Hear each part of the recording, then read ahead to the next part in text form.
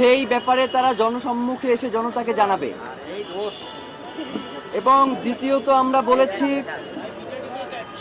Civil military ইন্টেলিজেন্সের মধ্যে ঘাপটি মেরে বসে থাকা আওয়ামী দূষরদেরকে চিহ্নিত করে গ্রেফতার করতে হবে। 10 লক্ষের অধিক মানুষ তারা এই দাবিকে সমর্থন করেছে এবং তারা বলেছে যে ওসমান হাদির বিচার না হওয়া পর্যন্ত বাংলাদেশে স্বাধীনতার সার্বভৌমত্বকে টিকিয়ে রাখার যে লড়াই সেটাকে আসলে কন্টিনিউ করা যাবে না।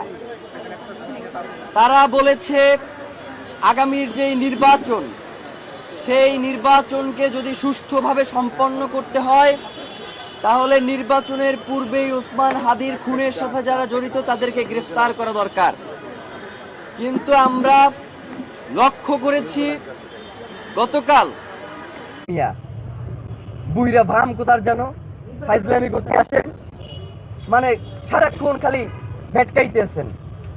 আপনাকে কি পদত্যাগ মানে হচ্ছে আপনি কোনো কিছু পারতেছেন না, আস্তে কইরা চুপচাপ চলে যাবেন, এই জন্য কি আপনার ষড়যন্ত্র উপদেষ্টা বানানো হয়েছে?